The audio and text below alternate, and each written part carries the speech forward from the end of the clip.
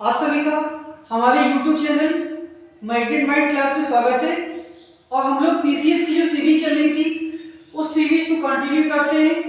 और आज हम लोग देखेंगे बहुत ही इम्पोर्टेंट टॉपिक, और वो जो इम्पोर्टेंट टॉपिक है वो आपका पंच प्रयाग। ये जो है पीसीएस में इससे मिलान करने के लिए क्वेश्चन बनता है।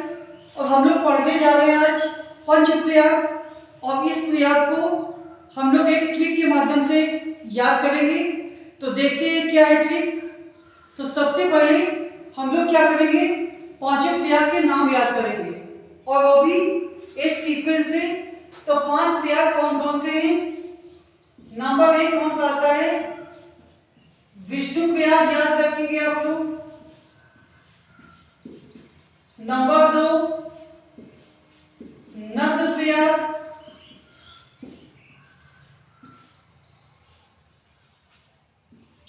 नंबर 3 पे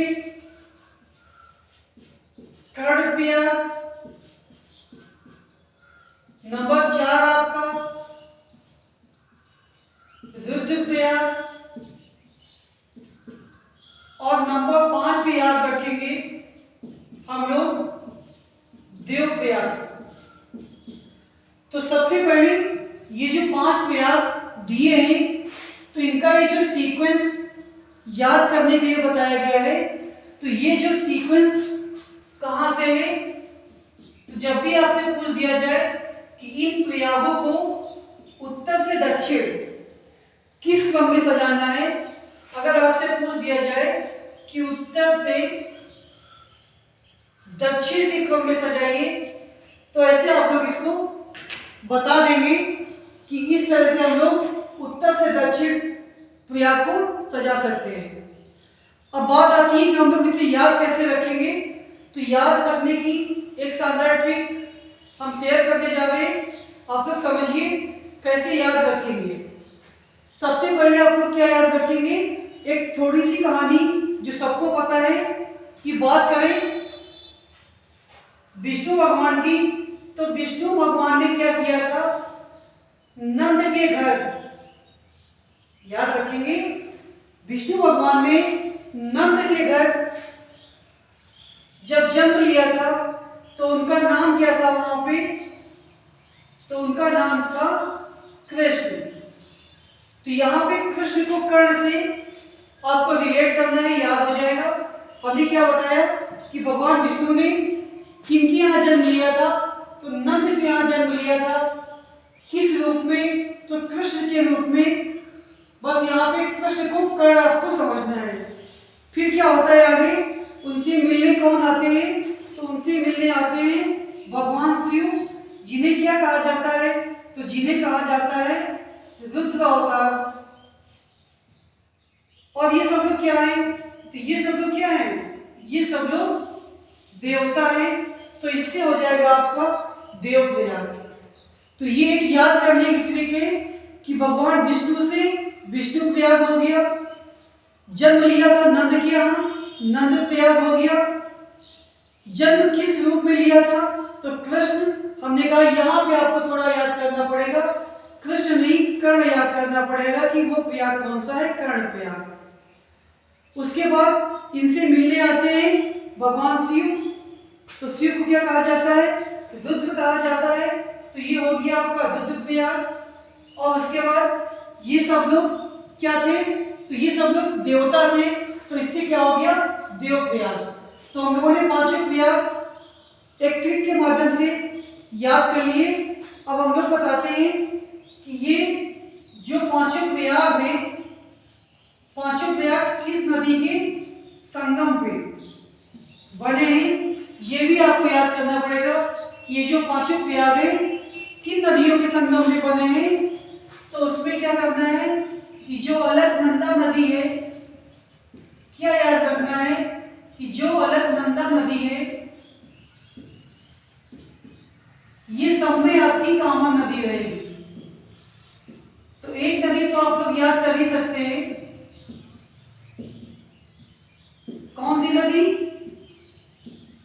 जो अलकनंदा नदी है। तो ये सभी प्रयागों में कॉमन नदी है। अब उसके बाद बाकी जो नदियां हैं उन नदियों को हम लोग क्रम से याद करेंगे। कौन कौन सी? तो एक हम लोग याद करेंगे कि अलकनंदा और उसके साथ साथ धौलीगंगा। क्या याद करेंगे? अलकनंदा और धौलीगंगा। तो इनके मिलने से कौन सा प्रयाग बनता है? तो इनके मिलने से बनता है विष्णु प्रयाग। बात करें नंद प्रयाग से, तो नंद प्रयाग किससे बनता है? तो नंदाकिनी नदी से। नंदाकिनी नदी से क्या बनता है? नंद प्रयाग। कर्ण प्रयाग किससे मिलकर बनता है? तो कर्ण प्रयाग बनता है पिंडार नदी से। रुद्रप्रयाग ये किन नदियों के संगम से बना हुआ है? तो अलकनंदा और मंदाकिनी, ये आप लोग याद रखेंगे। और लास्ट में जो देवप्रयाग है, तो देवप्रयाग किससे मिलकर बना हुआ है? तो अलकनंदा और भागीरथी नदी। अलकनंदा और भागीरथी नदी, तो इनके संगम पे क्या बना है? देवप्रयाग। अब देखिए फिर अभी हम लोगों ने इसका क्रम याद किया था। अब अगर नदियों को याद करें तो अलकनंदा क्या है? सब में कॉमन है, तो इसको हम लोग क्या याद करेंगे? डीवी याद कर लेंगे। क्या याद कर लेंगे? डीवी। तो डी से क्या हो जाएगा? धौलीगंगा। प्रयाग कौन सा है? विष्णु प्रयाग। नंद प्रयाग में क्या याद करना है? एनएन। तो नंद प्रयाग नंदाकिनी नदी। कर्ण प्रयाग कैसे याद करेंगे? पीके। तो क्या हो जाएगा कि कर्ण प्रयाग पिंडार नदी, और इसको एमाव याद करेंगे। एमाव से क्या हो जाएगा? मंदाकिनी। रुद्रप्रयाग। और जो देव प्रयाग है इसको क्या याद करेंगे? तो इसे आप लोग याद करेंगे बीटी। अब एक लाइन बोले तो देखिए क्या होता है कि जो पीके, किसी का नाम हो गया पीके, उससे क्या मांगा जा रहा है? पीके से क्या मांगा जा रहा है? डीबी मांगी जा रही है। पीके से क्या मांगा जा रहा है? डीबी। तो क्या कहता है कि वो बाद में देंगे। क्या कहता है? बाद में देंगे। फिर मना करता है कि नो और नो नहीं देंगे, इसके लिए चाहे हमें मरना ही पड़े, तो उससे एवार। तो ये ठीक इसके माध्यम से आप लोग देवप्रयाग और जितने भी प्रयाग है किन नदियों के संगम पे बने हैं उसको भी आसानी से याद करेंगे। क्या ट्रिक बताइए? पीके, क्या मांगा गया? डीबी। उसने कहा था बाद में देंगे, फिर कहता है कि नो नो नहीं देंगे, चाहे मुझे मरना ही क्यों ना पड़े।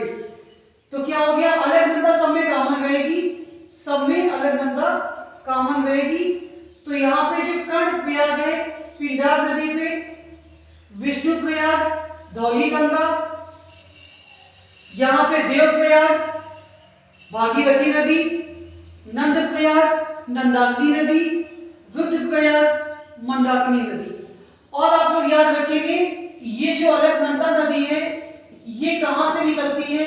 तो ये निकलती है बद्रीनाथ से। क्या याद रखेंगे? बद्रीनाथ से।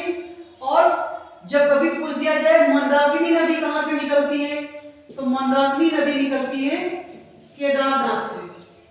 तो ये एक पीसीएस के लिए बहुत ही इंपॉर्टेंट टॉपिक, इसमें युग पूछ सकता है, अलकनंदा नदी कहां से निकलती है ये पूछ सकता है, और इसके साथ साथ ये जो प्रयाग है इनका उत्तर से दक्षिण या दक्षिण से उत्तर क्रम पूछ सकता है।